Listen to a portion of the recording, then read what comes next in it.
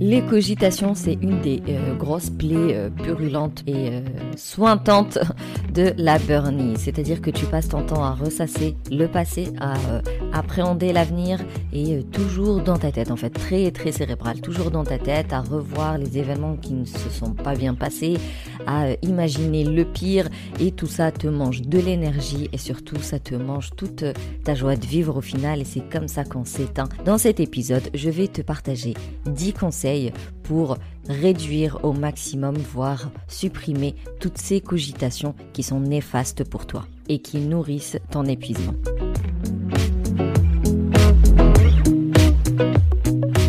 Bienvenue au Café des Burnies, le podcast qui prend soin des nanas en burn-out. Je m'appelle Sarah, je suis infirmière, naturopathe, coach en résilience et passionnée de tricot. Alors ma mission est de t'aider à déculpabiliser, à sortir de ton isolement pour recharger tes batteries et être épanouie. Chaque semaine, que ce soit en solo ou avec une nana inspirante, on parlera dévalorisation, échec, harcèlement, mal-être, mais aussi résilience, espoir, épanouissement, reconversion et surtout trichothérapie.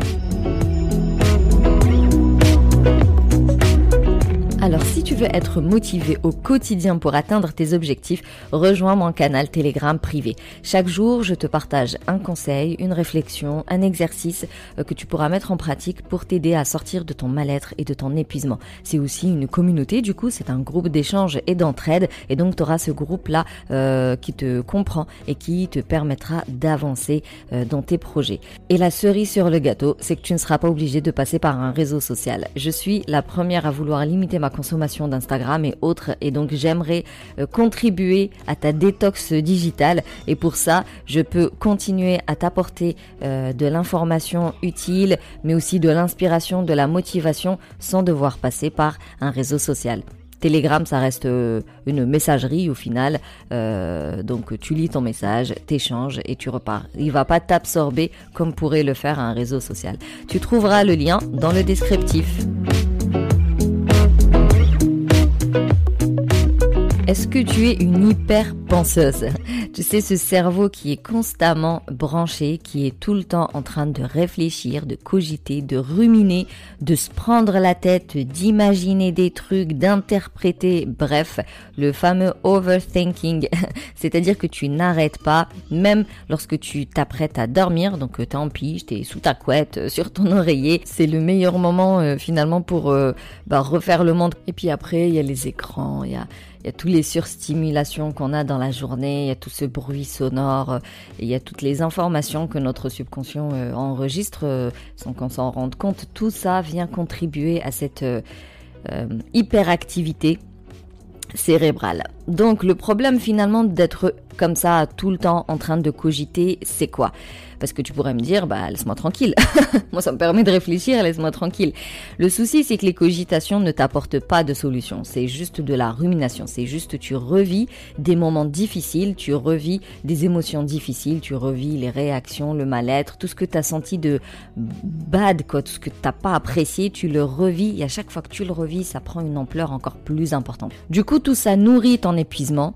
Le fait d'imaginer tous ces scénarios catastrophes, le fait de te rendre responsable des pires choses, le fait de ne pas gérer tes pensées, c'est-à-dire que c'est elles qui mènent la danse au final. Tu n'arrives pas à les arrêter lorsque elles te font sentir mal, lorsqu'elles ne te font pas de bien, tu n'arrives pas à les arrêter. Beaucoup me disent, j'ai envie de réduire ces cogitations, ces idées noires, ces sentiments de dévalorisation, le fait de regretter, de culpabiliser. Elles aimeraient arrêter, mais elles n'y arrivent pas. Donc vraiment, tes pensées, finalement, elles gèrent ta vie et elles t'échappent. Tu as perdu un peu le contrôle dessus. Elles contribuent du coup à te rendre plus anxieuse, déprimée. Ça tue ton bien-être. Vraiment, ça déglingue le bien-être, ça déglingue l'estime de soi.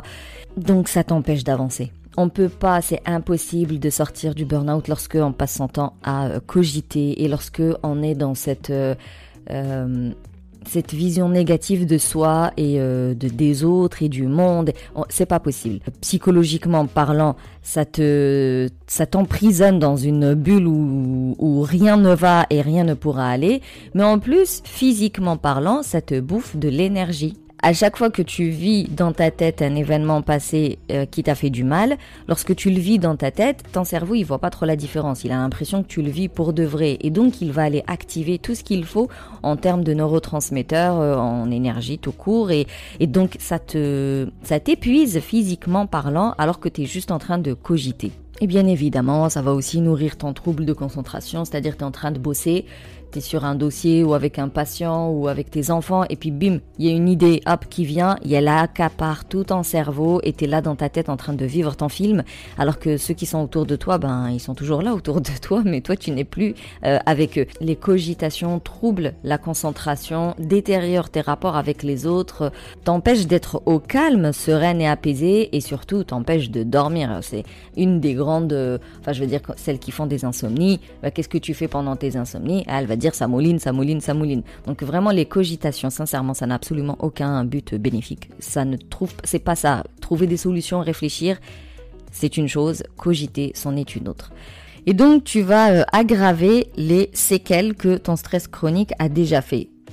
Je le rappelle que le stress, il va pas juste impacter ton humeur ou ta fatigue, il va aussi avoir de vrais impacts négatifs sur ta santé. C'est-à-dire que tu auras des troubles alimentaires, tu auras des pathologies gastro-intestinales, tu peux avoir cet intestin malade qui n'absorbe plus les nutriments, les vitamines et autres. Donc tu peux avoir des carences, tu peux avoir une inflammation chronique. Donc vraiment, tu peux choper des maladies. Alors si à chaque fois que tu ressasses, que tu rumines, que tu cogites, t'actives tout pareil, les neurotransmetteurs, tu te mets en mode stress. Alors certes, il est imaginatif, mais ton corps, il croit vraiment que tu es en mode stress. Donc tu viens nourrir tous ces troubles que le stress a déjà enclenchés. Tu viens aggraver les séquelles, tu viens aggraver les conséquences d'un stress chronique. Et ça va créer ce fameux cercle vicieux, c'est-à-dire que j'ai de base des troubles de l'humeur qui, eux, vont m'empêcher, de manger correctement, de dormir correctement, ça déglingue tout mon hygiène de vie. Et le fait d'avoir déglingué mon hygiène de vie, ça vient aggraver mes troubles de l'humeur. C'est vraiment un cercle vicieux. Donc maintenant, tu vas me dire, d'accord, qu'est-ce qu'on fait maintenant? Qu'est-ce que je peux faire pour réduire mes cogitations? Je vais te partager 10 conseils pour réduire tes cogitations et c'est des conseils finalement que j'ai tirés des échanges que j'ai avec les nanas que j'accompagne. Il faut savoir qu'il y a autant de burn-out que de burn-in. Donc chacune va réagir différemment aux séquelles du stress. Et c'est pour ça qu'il est essentiel d'être accompagnée pour faire ce travail de fond, ce travail d'introspection, pour vraiment mettre en place des actions pertinentes pour sortir du burn-out parce que je vais te partager 10 conseils, il n'y a aucun problème là-dessus, mais je ne peux pas te garantir que ces 10 conseils-là sont adaptés exactement à ta situation, il y a ta problématique, il y a ta sensibilité. Parce que pour ça, il faut qu'on discute, qu'on échange, qu'on se voit pendant plusieurs séances, qu'on passe par certaines étapes. C'est tout finalement l'importance d'être accompagné. Mais je reste persuadée que si tu mets en place ne serait-ce que la moitié, tu verras des résultats.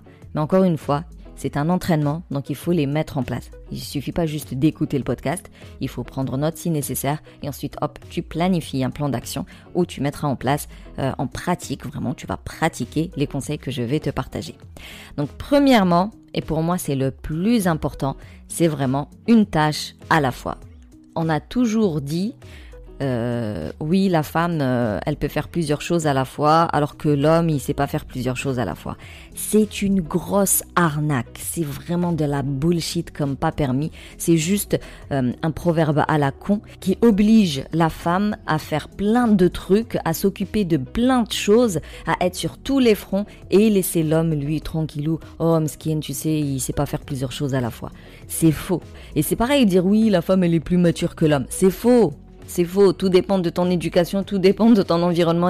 C'est pas du tout une science exacte et nous ne pouvons pas faire plusieurs choses à la fois. C'est complètement erroné. Le multitasking là, c'est faux. C'est juste pour culpabiliser la femme qui n'arrive pas à le faire. C'est pour incomber des responsabilités à la femme alors que ça dépend pas du tout d'elle. C'est juste pour nous obliger à nous occuper de tout en nous disant que tu vois, tu as la compétence de t'occuper de tout. Moi, laisse-moi tranquille, je peux pas le faire. Donc vraiment le plus difficile les filles, c'est de comprendre qu'il n'y a pas de raison à ce que vous vous en fassiez plus que les autres. Il n'y a pas de raison. Ok, il y a des tâches. Les tâches, elles sont généralement, surtout les tâches quotidiennes, elles sont à la portée d'absolument tout le monde. Donc, toi, tu t'occupes d'une tâche et quelqu'un d'autre doit s'occuper de l'autre tâche. Tu ne peux pas t'occuper de plusieurs tâches en même temps parce que ce n'est pas vrai. Tu ne sais pas faire plusieurs choses en même temps. C'est complètement de l'arnaque et genre c'est une arnaque internationale quoi. J'ai envie de dire quand on parle de codes sociaux, ça en fait partie.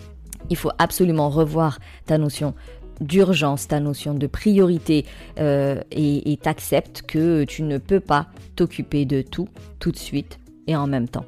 Donc pour moi, la première règle, c'est d'accepter qu'on t'a menti, que ce n'est pas vrai. Tu n'as pas cette qualité de superwoman qui te permet de faire plusieurs trucs en même temps. Ce n'est pas vrai. Tu es efficace seulement et seulement si tu te concentres sur une seule tâche à la fois. Et donc, tu ne peux pas tout faire dans une journée. Tu as besoin de prioriser. Tu as besoin de choisir ce qui est réellement important, ce qui est réellement urgent.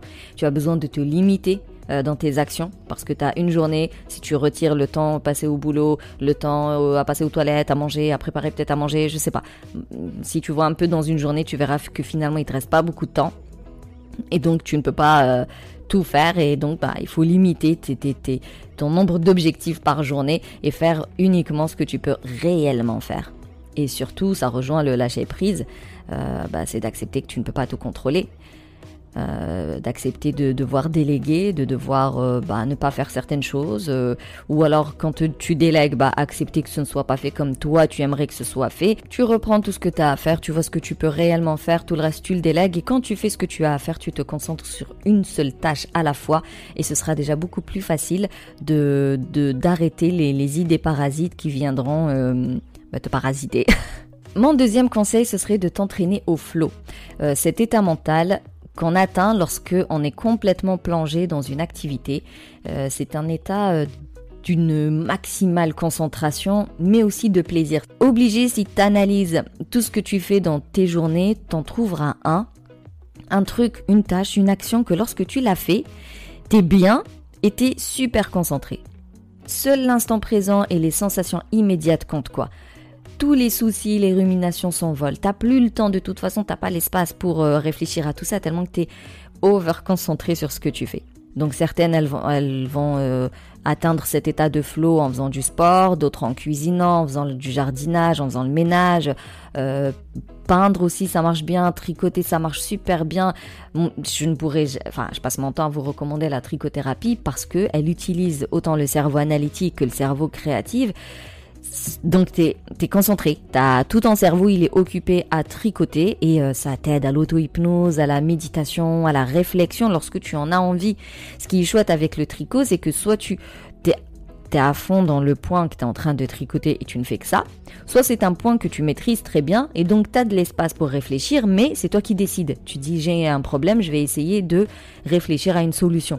Donc c'est toi qui décides. En fait, t'es tellement dans de good vibes, forcément la cogitation c'est pas trop le moment quoi. La trichothérapie, c'est vraiment tout ce qu'il faut pour apaiser l'esprit, pour se détendre, pour calmer un petit peu, passer du cerveau stress au cerveau repos et c'est ultra accessible absolument à tout le monde. Et c'est pour ça que dans mon accompagnement, il y a toute une boîte à outils pour se lancer dans le tricot avec des projets ultra débutants et que quand j'envoie ma petite box, il y a tout le nécessaire dedans, histoire de prémâcher le travail parce que je crois plus en la trichothérapie. Je l'ai vu détendre des personnes et je l'ai vu même pousser à l'épanouissement tout simplement. Donc toi, lorsque tu as envie d'être en mode flow sur une activité bien particulière, tu t'entraînes à la faire et à chaque fois qu'il y a une idée qui vient te parasiter, tu dois l'arrêter, la repousser. Ça reste un entraînement comme tout.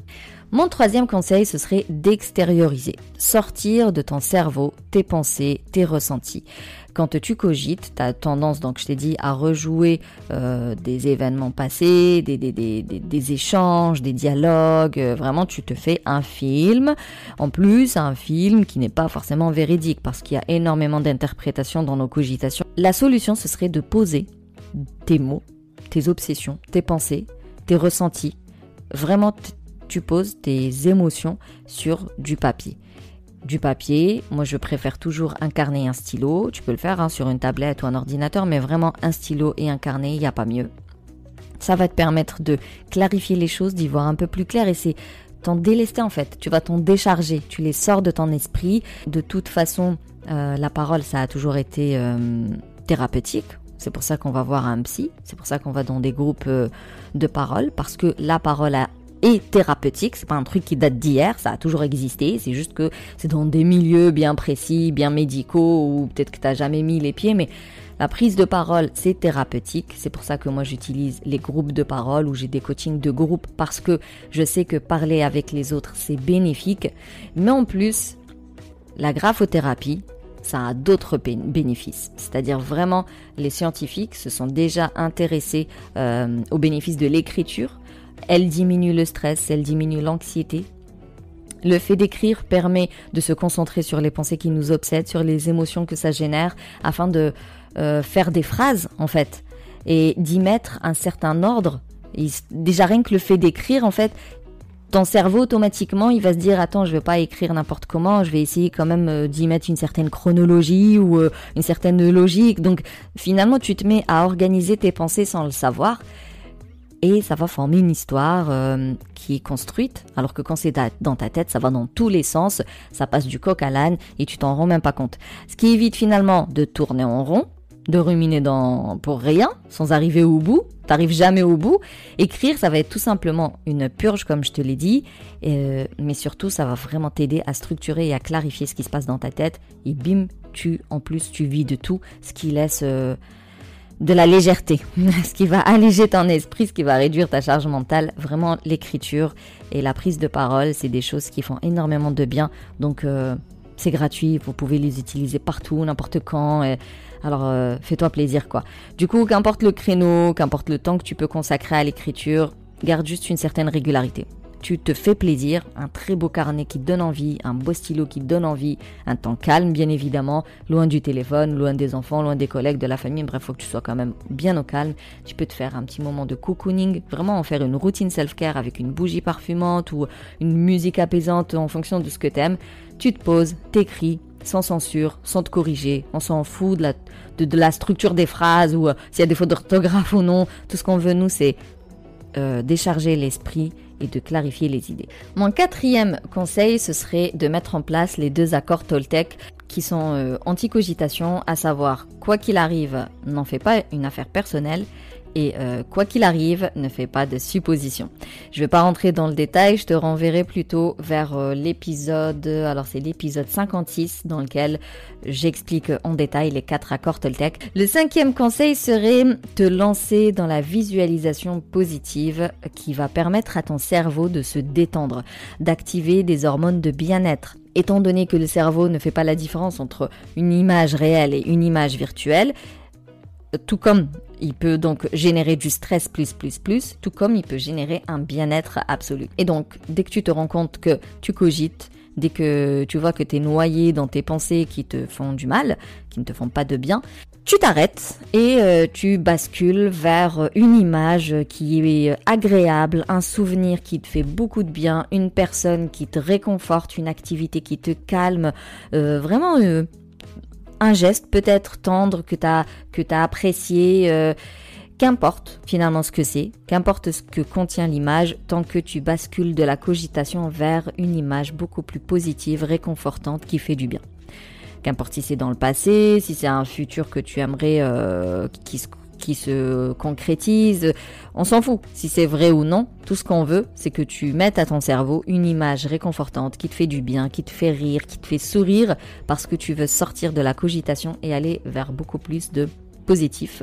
La visualisation positive, elle est beaucoup plus efficace lorsque tu commences par de la cohérence cardiaque. Tu fais de la cohérence cardiaque histoire de te détendre, en fait, ça va te mettre en condition, quoi. Et après, tu commences à imaginer, tout comme tes cogitations au final, sauf que toi, tu changes de film, et là, tu vas vers une comédie de drôle ou quelque chose de plus sympa. Pourquoi pas même regarder, prendre ton téléphone, on a tellement de photos et de vidéos sur notre téléphone, et ben revoir les photos agréables, peut-être des vacances ou des vidéos, des soirées avec la famille, les amis, tout ça, vraiment mettre à ton cerveau des choses positives pour sortir de la cogitation et de toutes ces conséquences néfastes. Le 6e conseil, ce serait pour se vider la tête, rien de tel que le sport. Par sport, je dis surtout activité physique. C'est-à-dire qu'importe l'activité physique, même de la marche, c'est très très bien, même des étirements vite fait à la maison, c'est très très bien. Qu'importe, tant que tu mets en mouvement ton corps, tant que tu sors un peu de la, tu sais, cette sédentarité là sur un canapé ou une chaise ou je ne sais quoi avec le téléphone à la main et puis scroller comme ça avec le cou tout tordu. On sort de là et on met son corps en mouvement. On commence à ouvrir un peu la cage thoracique, à redresser la colonne vertébrale et à bouger les genoux quoi. Vraiment mettre son corps en mouvement, ça va stimuler la sécrétion d'endorphines. Ça reste quand même une hormone de plaisir, de bien-être. C'est un excellent anti-stress, ça va stopper tes pensées anxieuses qui tournent en boucle dans ta tête, ça va te permettre de te vider la tête en faisant du sport, mais en plus l'activité physique va t'aider à canaliser ton énergie, à évacuer les tensions accumulées. Donc le sport, ça va venir libérer tout ça pour te permettre de te détendre et de te recentrer sur tes sensations et d'être beaucoup plus à l'écoute de ton corps. Obligatoirement, ça va venir clarifier tes idées. Mon 7e conseil serait d'utiliser des plantes, des huiles essentielles, des compléments alimentaires anti-rumination. Tu as des plantes qui calment et qui soulagent la nervosité, qui apaisent par exemple les troubles du sommeil. Donc tu as l'aubépine, tu as la valériane qui sont très connues, le coquelicot, le safran. Côté morosité, la déprime, tu peux tester le griffonia. Tu peux viser les anti-anxiété, anti-stress, anti-nervosité comme l'écorce de magnolia. Alors il y a un truc, je sais jamais le prononcer, c'est l'escolzia. L'escolzia. T'as le pavot de Californie aussi qui est très efficace. Mais attention, remède naturel ne signifie pas remède sans problème. Il peut y avoir des interactions médicamenteuses, il peut y avoir des effets indésirables, il peut y avoir des contre-indications en fonction de ton état de santé actuel. Donc, on ne prend pas ça à la légère, on ne fait pas d'automédication, s'il vous plaît. On ne se soigne pas comme ça à l'arrache, en mode feeling, en mode j'ai vu sur Internet et tout. Donc, s'il vous plaît, on consulte un médecin traitant. Il y a les médecins homéopathes qui sont peut-être plus sensibles à la phyto et la aromathérapie. Il y a des médecins phytothérapeutes, il y a des médecins qui se spécialisent dans tout ce qui est tradition ayurvédique, chinoise et autres, et tu peux aussi réserver une consultation en naturopathie avec moi, bien évidemment. Le conseil numéro 8 serait de nourrir correctement ton cerveau avec les bons nutriments pour qu'il fonctionne de manière optimale. Donc, tu peux faire le plein d'oméga 3, comme les poissons gras, les oléagineux, les huiles végétales. Tu peux faire le plein de vitamine B9. Elle joue un rôle central dans les capacités cognitives, dans la régulation de l'humeur. Tu peux la trouver du coup dans les légumes verts, les légumineuses. Tu peux faire le plein d'antioxydants dans les fruits, les légumes colorés, les épices, le thé vert matcha là. Un état d'esprit et un corps bien nourri vont de pair et c'est comme ça qu'on arrive réellement à atteindre nos objectifs, c'est-à-dire réduire la charge mentale, arrêter de cogiter et sortir du mal-être et de l'épuisement et reprendre sa vie en main.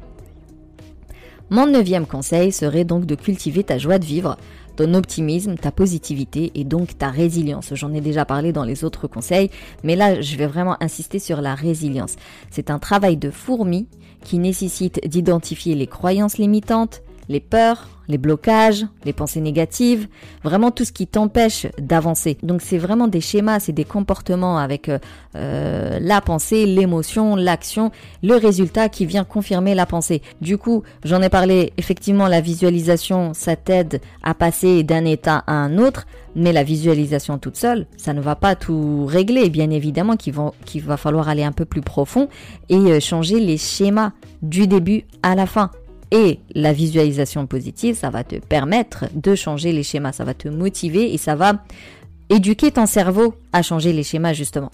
Qu'importe l'événement indésirable entre guillemets, si tu nourris ta résilience et tu l'entretiens au quotidien, elle va te permettre de accueillir cet événement indésirable et de le dépasser, de trouver des solutions. C'est-à-dire, oui, je suis affectée, oui, je suis énervée, oui, j'ai envie de tout péter. Je veux dire, l'émotion, on la bloque pas, on l'accueille comme elle vient, on la vit, mais après, faut pas qu'elle nous handicape au point de cogiter et de ressasser cet événement indésirable dans notre tête pendant des semaines et des semaines. La résilience, elle va te permettre de rester rationnel un petit peu et être dans le présent, dans le temps présent. Ok, là ça me fait du mal, qu'est-ce que je peux faire maintenant pour dépasser cet événement-là? J'insiste là-dessus. Cultiver sa joie de vivre, c'est pas juste le fait de passer d'un mood négatif à un mood positif. Cultiver sa joie de vivre, c'est surtout entretenir sa résilience. C'est un truc que je fais tous les jours avec les filles que j'accompagne. C'est un travail invisible, qui n'est pas palpable, qui n'a pas de grands résultats, mais qui à long terme change une vie. C'est ça en fait, c'est la résilience qui permet aux filles de reprendre leur vie en main et d'éviter toute rechute. Mon dernier conseil est surtout adressé aux personnes hypersensibles. On en parle, les gens sont de plus en plus sensibles à ce sujet. Beaucoup font des tests aujourd'hui pour vraiment confirmer leur hypersensibilité et savoir de quelle hypersensibilité on parle. Dans tous les cas, c'est important d'en prendre conscience. Ce n'est pas une lacune, ce n'est pas un défaut, c'est vraiment un super pouvoir d'être hypersensible. Mais il est vrai que du coup, il faut revoir son environnement parce qu'il faut trouver les personnes qui nous conviennent. Il faut aussi mieux comprendre comment fonctionne son émotionnel pour mieux l'appréhender. Et puis, il faut vraiment identifier ses limites pour se protéger. Tu as besoin aussi d'identifier toutes tes ressources, toutes tes capacités, tout en super pouvoir justement. Il faut aussi avoir une bonne hygiène de vie avec des routines self-care pour venir réduire tout le stress, l'angoisse, l'anxiété qui est liée à cette hypersensibilité quand elle est méconnue et pas du tout gérée, pas prise en compte dans le quotidien. Et bien évidemment, tout ce travail-là se fait avec un professionnel, un coach, un psychothérapeute, même si le psychothérapeute, il va pas travailler l'hygiène de vie, mais tu peux associer en fait la psychologie pour travailler les blessures d'enfance, mais aussi le coaching pour tout ce qui est équilibre de vie, hygiène alimentaire, routine self-care, objectif même, mission de vie et autres pour vraiment te créer ce fameux sas de décompression et de transition. Voilà, donc pour te faire un récap des 10 conseils anti-cogitation, la première c'est de comprendre que le multitâche c'est une grande arnaque, tu ne sais faire qu'une seule chose à la fois et plus tu te concentres sur une seule chose à la fois, mieux ça ira. Deuxièmement, c'est de t'entraîner à rentrer en mode flow lorsque tu fais tes activités pour éviter d'être happé par les idées parasites. Troisièmement, c'est d'extérioriser au max, donc soit en parler avec les gens mais surtout écrire et te décharger le cerveau sur du papier. Quatrième conseil, ce serait d'utiliser les 2 accords Toltec anti-cogitation, à savoir quoi qu'il arrive, n'en fais pas une affaire personnelle et ne fais pas de suppositions. Le 5e conseil, c'est de te lancer dans la visualisation positive. Le 6e conseil, c'est de mettre en mouvement ton corps pour libérer les hormones de bien-être et te vider l'esprit. La 7e astuce, ce serait d'utiliser les plantes et les huiles essentielles, les compléments alimentaires qui sont là pour réduire le stress, l'anxiété, la cogitation, améliorer le sommeil et améliorer le bien-être tout simplement. Le 8e conseil, c'est de nourrir correctement ton cerveau. Celui qui cogite, tu lui donnes les bons nutriments au moins pour éviter cet épuisement cérébral, ces troubles cognitifs. Le 9e conseil, c'est d'entretenir ta résilience au quotidien. Quand on cultive sa joie de vivre, c'est pas juste pour rire ou pour sourire, mais c'est vraiment un travail de fond qui va te permettre par la suite de faire face aux épreuves de la vie et d'éviter toute rechute. Et le dernier conseil, si tu es concerné par l'hypersensibilité, eh bien prends en compte ton hypersensibilité et utilise-la comme un super pouvoir et non comme une lacune. Merci plus pour ton écoute. J'espère que ce podcast va t'aider au moins à réduire ne serait-ce que d'1/10 tes cogitations. Comme je dis, si j'arrive à aider ne serait-ce qu'une seule personne, eh bien mon travail est accompli. En tout cas, merci plus pour ton écoute. Si tu veux soutenir le Café des Burnies, tu peux me laisser un avis et me mettre 5 étoiles sur la plateforme d'Apple Podcast. Ça lui permet d'être plus accessible à celles qui cherchent des informations pour sortir du burn-out. D'ailleurs, tu peux tout simplement partager le podcast un peu partout autour de toi. Si tu veux qu'on échange sur cet épisode, approfondir certains conseils, certaines notions, je te donne rendez-vous sur Instagram en message privé. Tu peux aussi rejoindre le canal Telegram. Ça me permettra vraiment de te répondre de la manière la plus détaillée qui soit et puis de continuer à échanger sur le long terme. Et d'ici là, booste ton feeling good.